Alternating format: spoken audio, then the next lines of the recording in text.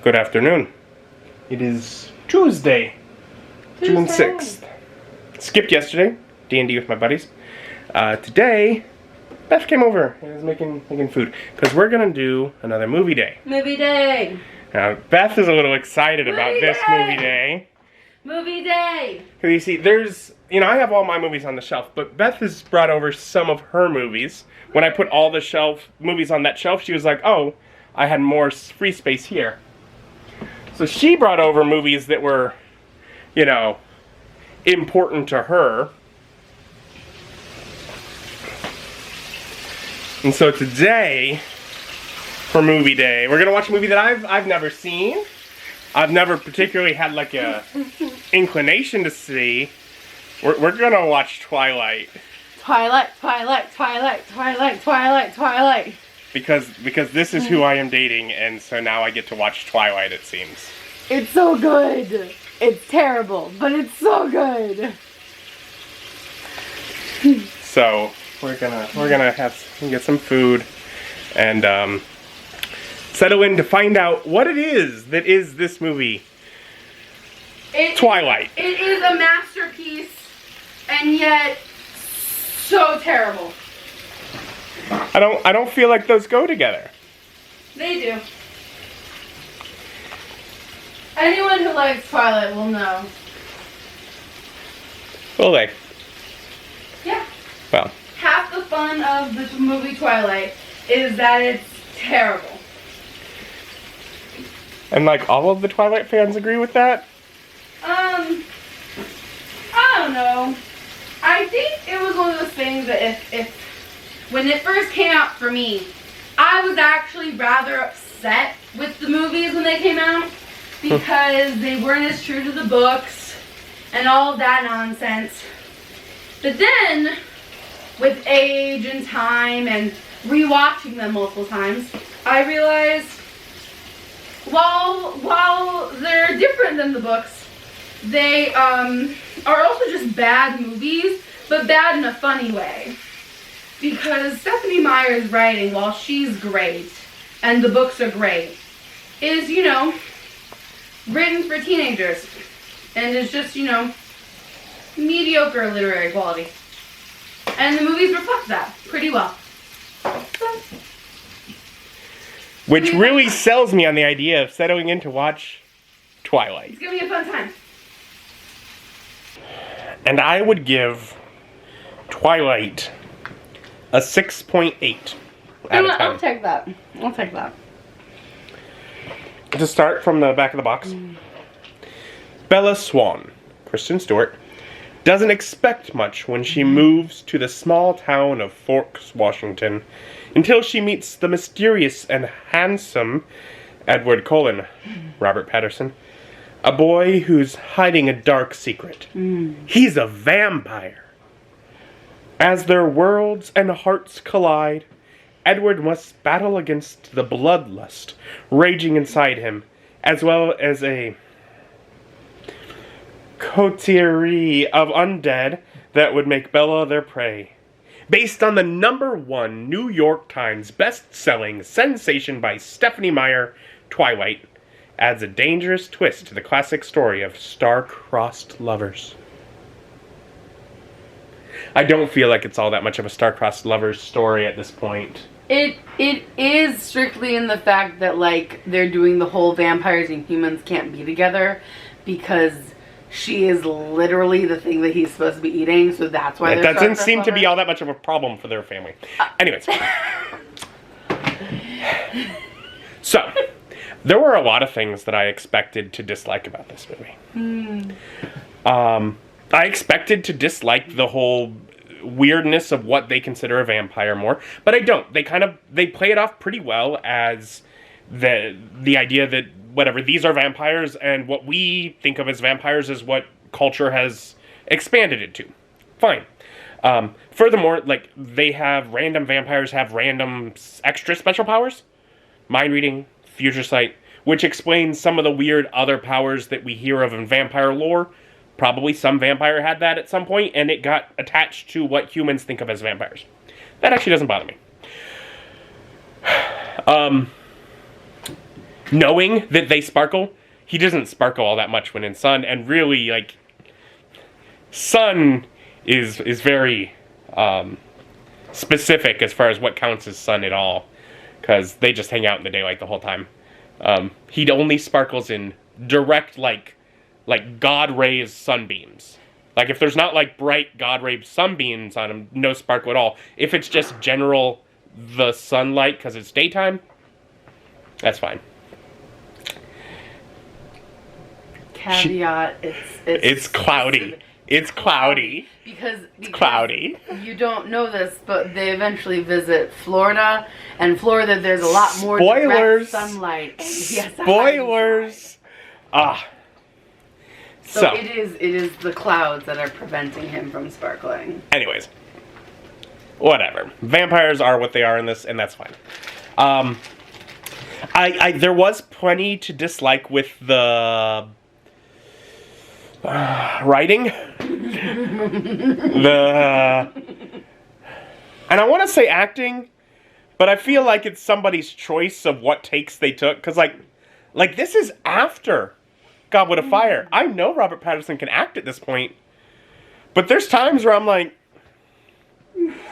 who told him to do that? Yeah. But it's fine.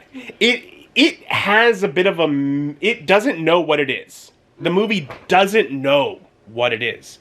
Is it a teen rom-com? Is it a brooding horror film? Is it I don't know. Is it some sort of fantasy? It feels like it should be fantasy, but it feels pretty light on that. Feels like it's trying more to be something between romantic comedy for, high school drama and, like, brooding horror film.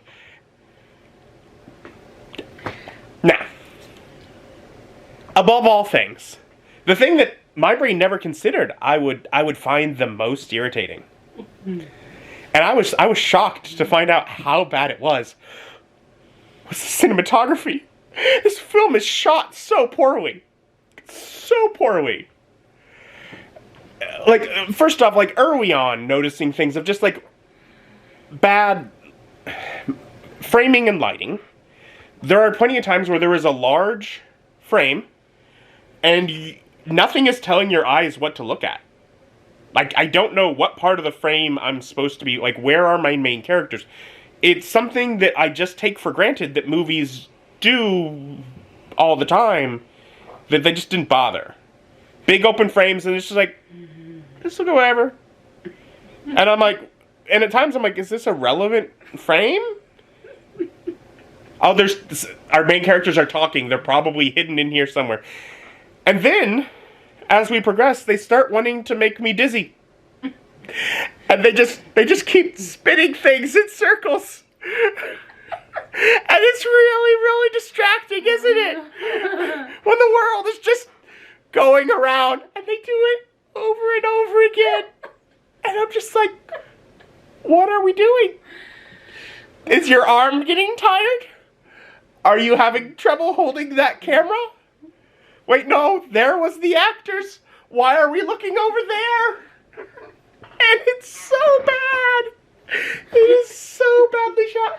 I do not know if it's the same cinematographer for the series or if that's just this movie. I feel like it gets better, but don't hold me to that. We'll see. Don't hold me to that because I'm now numb to them at this point.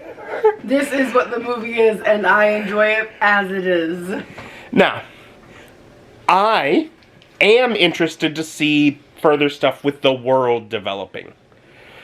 I have at one point seen a clip of one of the movies that has like a coven of vampires in kind of a dark, brooding kind of lair.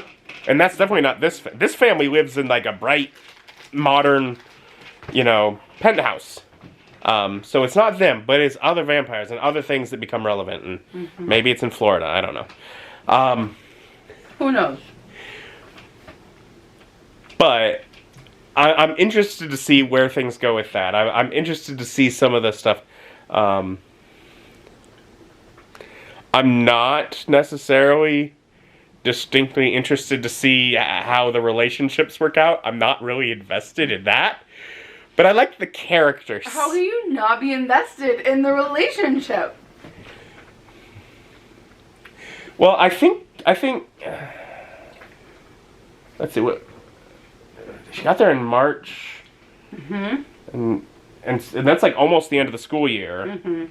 Which we clearly haven't gotten to, and so they're at prom, so it's within a couple months. Prom is the end of the school year. Yeah, so it's like within a couple of months, and she's basically like, "Hey, murder me, I want to be with you for eternity." And he's not good at communicating, but he's trying to express, can we just, like, go for, like, a lifetime? I mean, I'd rather not murder you. And she seems kind of hooked on being murdered. There are points where it feels like whoever wrote it has been out of high school for a very long time. Whenever you get high schoolers interacting with other high schoolers. And you know, don't get me wrong, I have been out of high school for a very long time. Is that now how high schoolers act? You're like 10 years closer. It's still rough for me too. It's still awkward. Okay, It's and not at least when this was like coming out, like that was around, you know, yeah, your schooling era. I was actively in middle school when the movies came out, and then was starting to go into high school when the last ones came out. So. Okay. So that wasn't how high schoolers behaved then? God, no. No, okay. Yeah, so it didn't seem like they understood how people behaved in school. No. But it also didn't quite make it like a fun thing like some movies can do. Mm-mm. Like I know... No, it was... 10 Things I Hate About You. Mm-hmm. Like they go kind of extreme, but they make a mockery of it, and it's entertaining. No, this is just uncomfortable. Yeah, it's just... And, like, if you go from the books... Bella's supposed to be... I know. But Bella's supposed to be the super awkward, like almost anxious, but just, like, shy. She quiet, seems awkward and shy. Perfect, person. And, But everyone else in her school seems to think that she is hot. Like, they're just all, like, pawing over her. Like when she shows up and they just start pawing at her. Not so much that it's the whole like Jessica says that, you know, that you're the shiny new toy. It's literally just because they're new. It's a small town. Knows their names. I read the books. It's a small town and they're all bored with all of their options, and so they're like, ooh, new girl that is just generally attractive. She's fine. And they're like, ooh, shiny new girl. Maybe she'll like me because I've shot my shot at all of the other girls that I'm interested in the school, and they've all said no. Clearly not. She ends up setting up the guys that are after her. She sets up to get them away from her. Hold on. They are friends with those girls. They might not have thought that they had any chance. Those girls might have developed those feelings later on. I don't think Mike is interested in Jessica at all. Like, never does he seem interested in her. I don't know which character she's talking about. The blonde boy and the girl with the big boobs. Okay. Mike, the one that asked her out to prom, and yes. She just completely went over, and then she was like, oh, no. I'm gonna be out of town, and then was distinctly not out of town. Well, to be fair, no one thought anything of that because she ended up going out of town early, had a mental breakdown, got hurt. That's fair. They do explain it pretty well. No one acknowledges that they explain it very well. Oh, no. But I got it. Yeah. They might explain it better in the book. It might come up, but... The world may never know. The world may never know. They're books. Yeah, how does that work? How do books work? Yeah. There are words on a page, and you open them, and you read the words on the page. I don't think that's how that works. You actively have books. I think you know how they work. Are those just aesthetic books? They're so pretty. But okay, so we'll end up watching more of the what in future movies is known as the Twilight saga. Saga. Dun, dun, dun, dun. Are you happy? You glad that I watched your movie? We have more. Eventually. You need a break. But there we go. I've watched Twilight. Oh, I give it a thumbs up, by the way. It's a good movie. You give every movie a thumbs up. I like Twilight. And we've not watched a movie I've not liked yet. We'll work on it. Anyways, thank you for joining me. Join me as my journey continues.